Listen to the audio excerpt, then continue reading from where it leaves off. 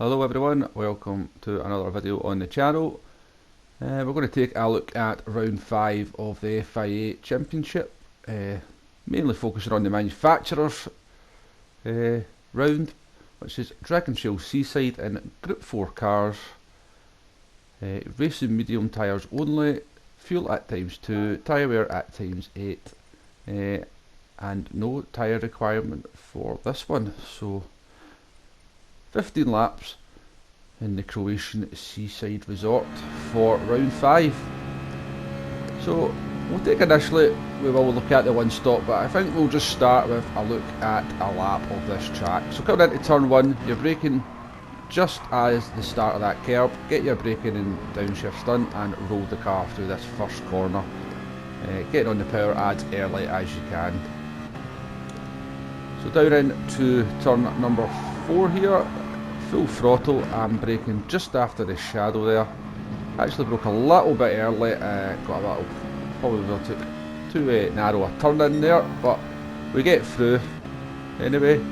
Very important corner here to carry as much speed as possible and to get on the throttle as soon as possible, because you're going to carry that speed all the way through these next 2 turns and all the way down this long straight. So if you get that first turn in there to the left hand of the left, right, left, it compromises you all the way down this straight. So for that corner there, we're braking between the 150 and the 100 metre marker board, probably about 125 metres.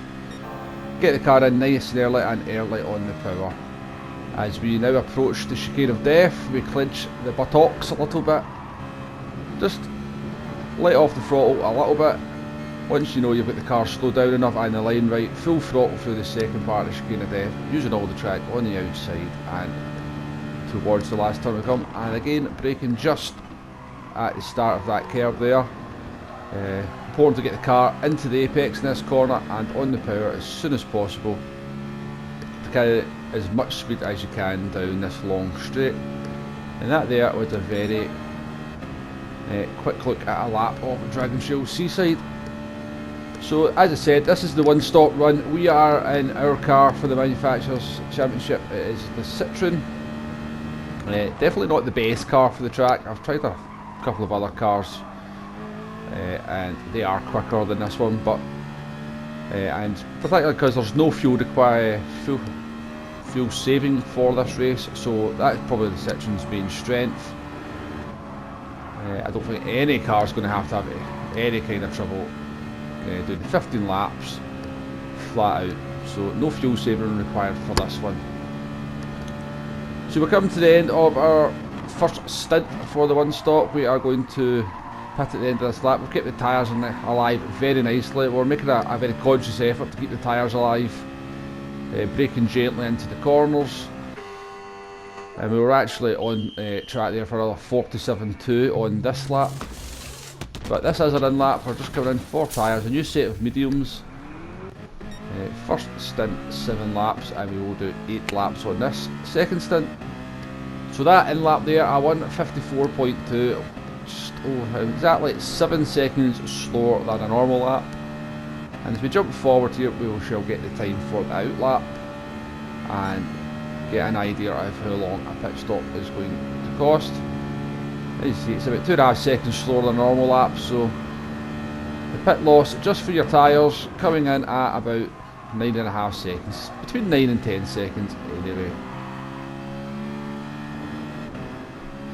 So we shall jump forward right to the end of this second stint. There's not really much to report. Again, just try to look after the tyres.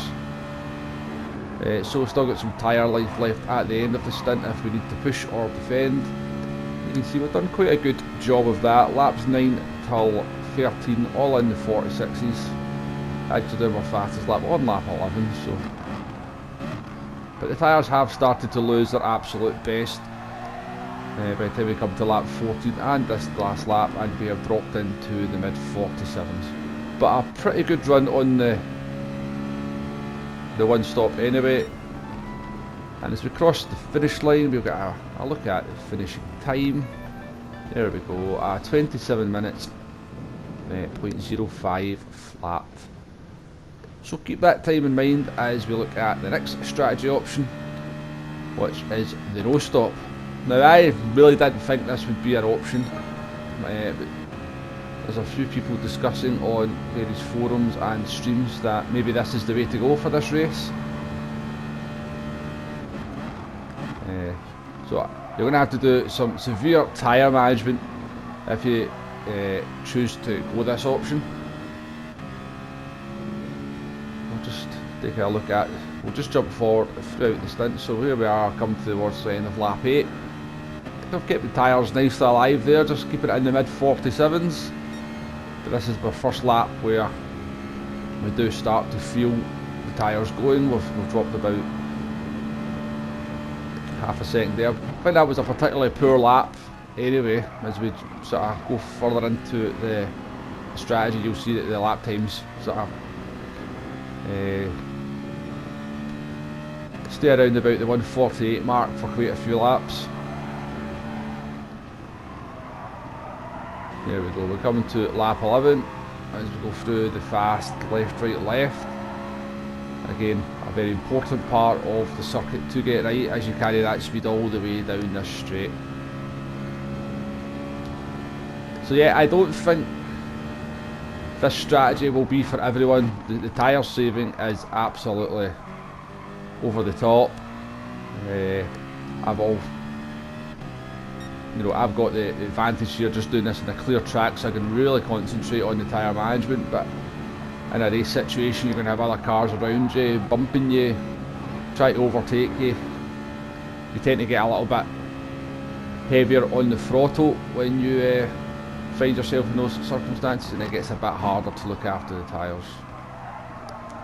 So we come to the end of the penultimate lap on this no-stop run. I was quite surprised just how well the tyres stayed lap time wise. You can see they're pretty worn as we look down at the tyre wear indicator.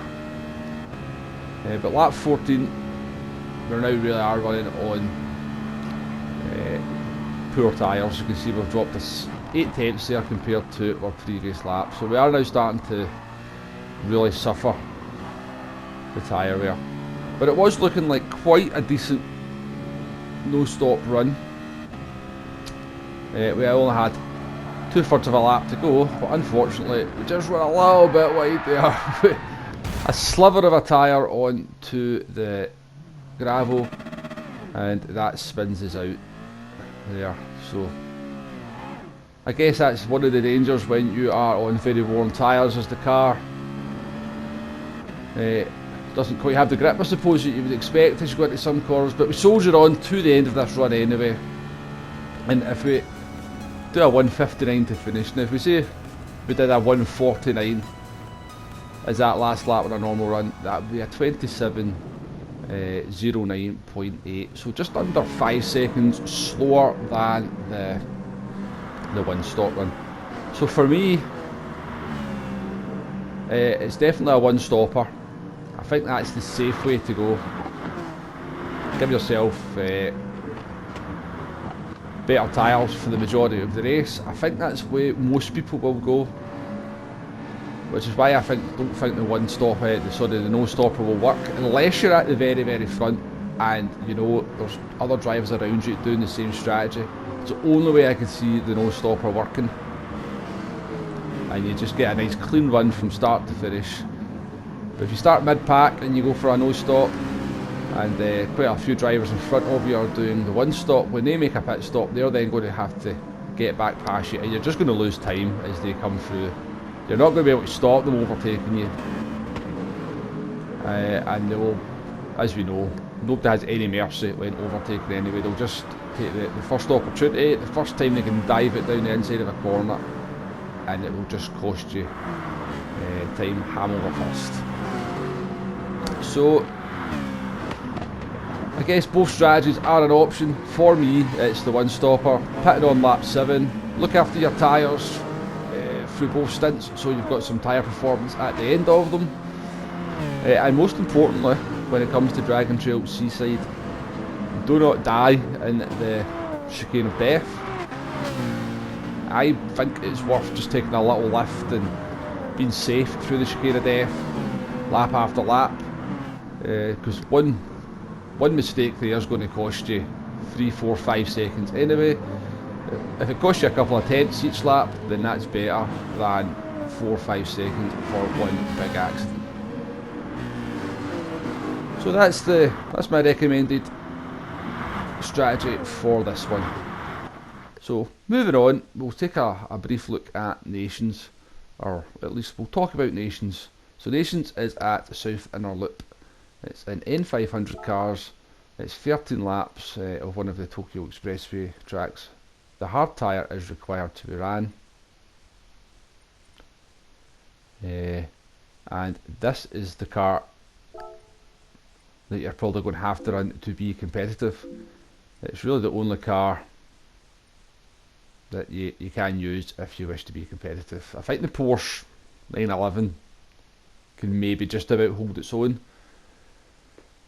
but for that reason I'm just not going to be doing this round. I don't enjoy road cars very much anyway. I've done absolutely no practice. The reason there is no videos, I just can't bring myself to do 13 laps or round that track in this car. So for that I will not be doing the Nations round, and that's why there is no video. So if you've made it to the end of the video, there's only one thing left to do, and that's say thank you very much for watching, and I shall see you on the next one. Goodbye now.